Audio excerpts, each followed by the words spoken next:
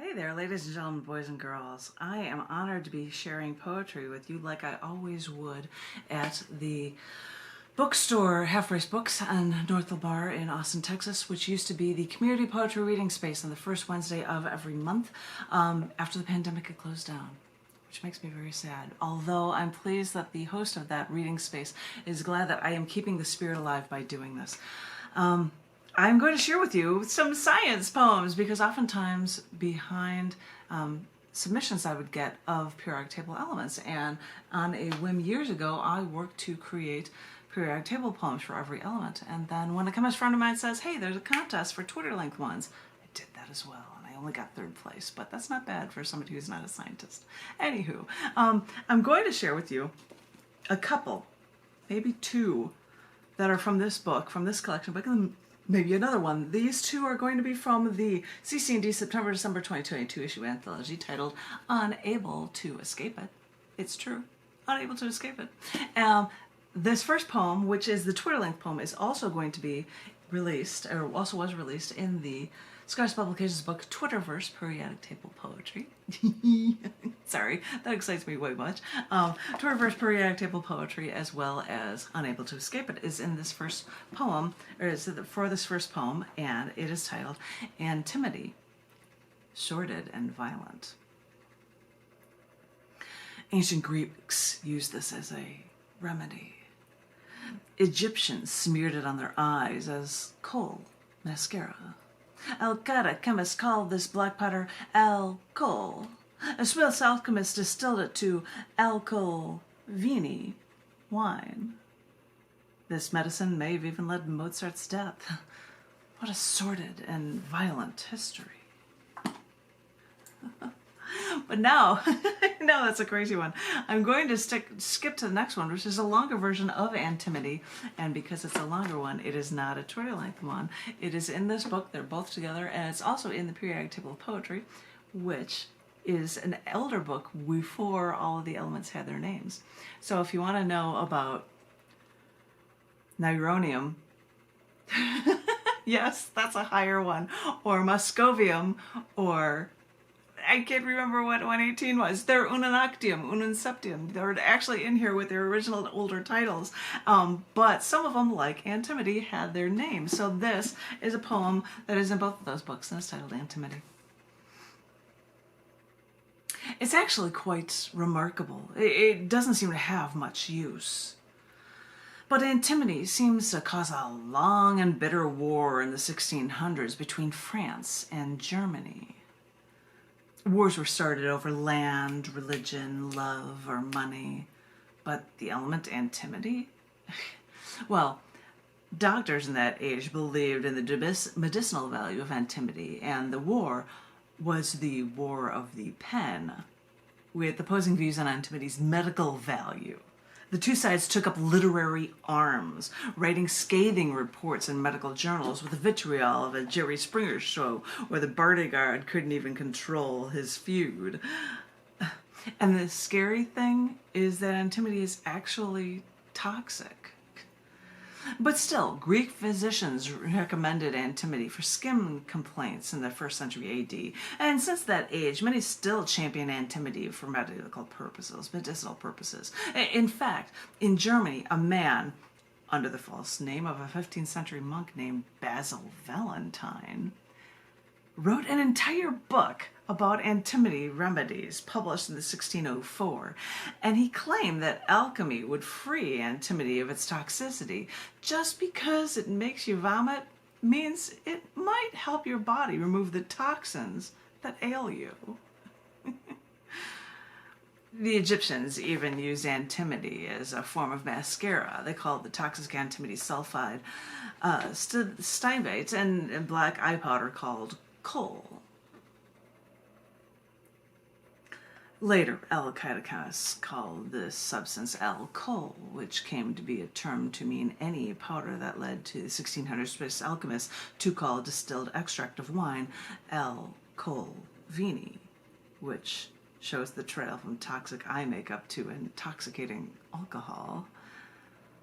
But this fondness for antimony lasted through the centuries, as doctors still prescribed its use through the 1700s. And it was even suggested that antimony remedies may have been what actually killed Mozart. Maybe they caught on to alchemy by the next century because it became the element of choice for murderers looking to cause a slow, painful death to their victims. We use antimony now only in alloys for batteries or maybe to harden lead. But it's strange that antimony can have such a violent history, dipping its hand into everything from eye makeup to medicines to later the naming of alcohol to poisoning people. I guess when people don't know all the chemical conditions, alchemy can lead a colorful history indeed. And the funny thing is, my husband, who is a brewer, started a subdivision for wines called North by Midwest, and he made a Sauvignon Blanc. And it is called antimony because the letters for antimony, number 51 in the periodic table, are SB. And it's really good. And his birthday's coming up. And so we're going to have some antimony when we have our dinner for his birthday. I'm just double plus excited about that. Anywho, but that was your fix of antimony poems from the cc&d issue collection book, Unable to Escape It. But I was going to read for you a few more element poems, and they'll all be about iron, and they will actually be from the Down in the Dirt September to December 2022 issue collection book, which is titled The Paths Less Traveled. The Paths Less Traveled has a number of issues in it, and I think this is a thing from Buenos Aires, I believe, which, you know, us here in the States don't travel these paths that often, so maybe that's fitting. I have no idea. Who knows? But anywho, these pieces I was going to share with you are from The Paths Less Traveled, but this first one I'm actually going to share with you also was from the book, I think, yeah, maybe just one of these books, poems I'm going to share with you. I'll share three more. It's not only in The Paths Less Traveled, but it's also in the periodic table of poetry. And some of you might know what this element is. It's titled Iron. Iron.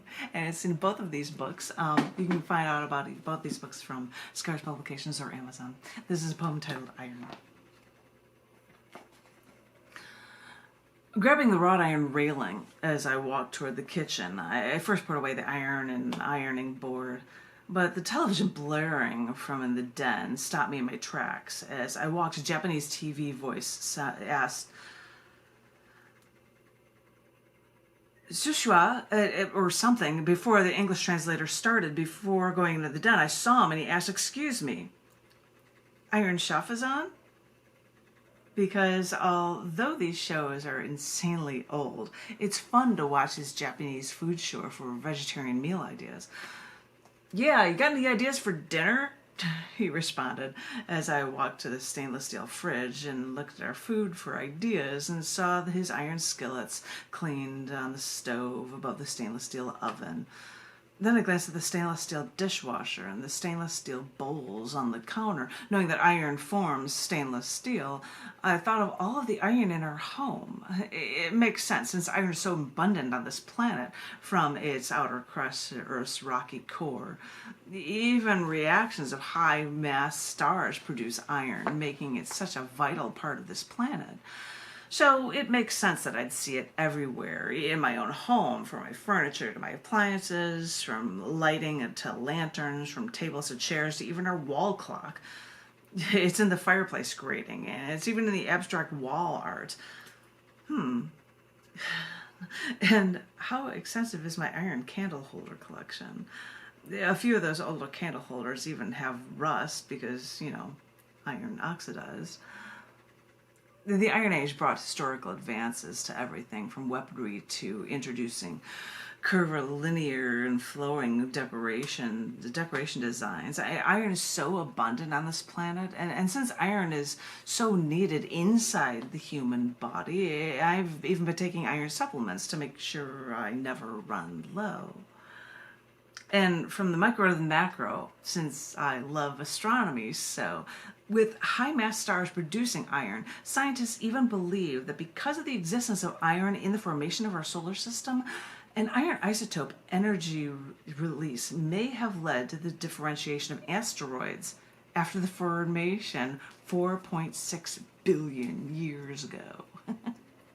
So from the creation of our solar system to the insides of our bodies, it makes sense why we humans have such an iron will with such a metallic element coursing through our veins. I finally walked into the den with a few pumpkin seeds to snack on. Can we have a spinach salad? Maybe, but I started cooking lentils for beans. If you want to use the steel wok, let's use tempeh and add artichokes, unless you want to use broccoli. Since I had iron on my mind, I had to pick the most iron-rich foods we had before I added. And what spices are they using on Iron Chef? We can try to come up with a really good meal tonight if we play our cards right. Okay, ladies and gentlemen, bots and goyles, you got to hear a not a Twitter-length, a full-length poem about iron that appears not only in the periodic table of poetry. Seriously, it was released in 2015, so you can get some with the old title names, as well as the Down in the Dirt September-December 2022 issued collection book titled The Paths Less Traveled. But I thought that I would share with you 3 more poems because people would send me short stories about the elements, and when they would, I would find space to add poetry in the end, and I've just looked at some iron ones right here. And I'm going to close out with 3 poems from not only The Paths Less Traveled, but their Twitter link that will also be in the Twitterverse periodic table poetry book. Happiness. Sorry, it's just so cool because it's science. It's poetry and science. You've got to be kidding me. Anywho, the first one I'm going to share with you is titled Iron Filtered In.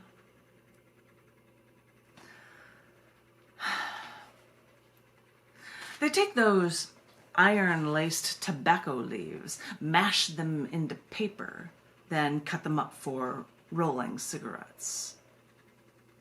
And those filters they make are so tightly bound that if you pulled the filter sheet 30 feet,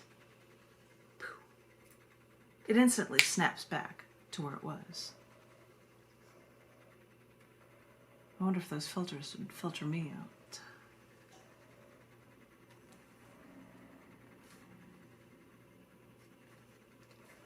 Iron leaking out of earth is the next one that is in here. It is also, as I said, in the periodic table of poetry, Twitterverse, periodic table poetry. This is iron leaking out of earth. This is my new sciencey one, which is what I did right at the end. Heavy duty science ones. Get some history and stuff. Iron leaking out of earth. Earth's magnetic field, our solar radiation protector, is thanks to our molten iron core.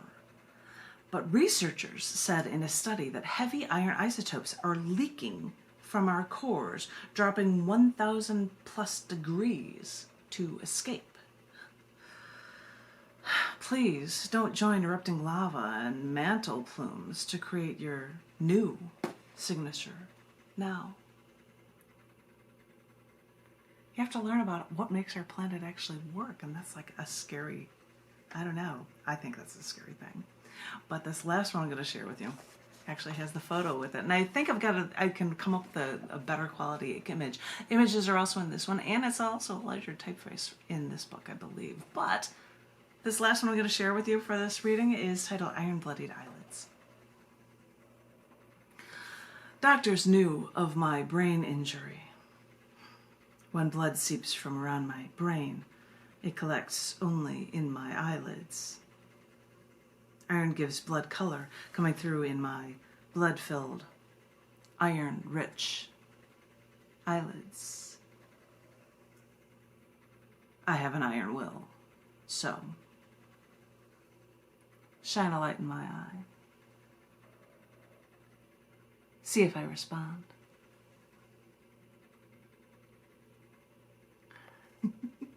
It's not only in this book and in the Twitterverse periodic table poetry book, but there's a very dark image. I performed this poem at Gallery Cabaret when I ran the open mic there, and I believe John was shining a light in my eye as I was reading this. So if you wanted to see this poem bigger, you can actually see it in the books if you got a copy of these books.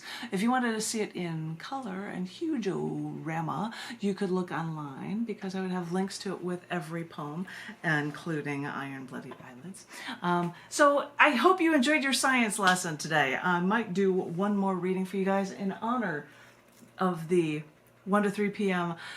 poetry reading space, feature space titled Community Poetry that was hosted by Tom Woodruff. It had to shut down because of the pandemic, and I feel so bad that it's not there that I am keeping it alive and running any way I can, which he actually thanks me for. But I wanted to do this for you guys and keep creativity and keep poetry, and in this case, keep science alive, and keep Down to the Dirt alive, and keep 21st Periodic Table poems alive too. I figured that I've been doing things about things that make sense in science and stuff, and this is why I had to put on gears for a necklace and put on a nail for a ring, and I've got screws for earrings, and I've got a spanner, a wrench for a ring, and I've got chains and gears for... It seems I'm about making things work and making things make sense, so I should dress accordingly for you guys for that. And I hope that this helps you guys learn something too. I hope you've enjoyed these readings from these books, and I might come back with one more reading for you guys. Stay safe, stay creatively inclined, and thank you for listening. I'm looking forward to hearing from each and every one of you very, very soon. Thank you. Thank you everyone watching live on the Facebook Live video streams, and thank you. I will talk to you all really soon. Thanks a lot.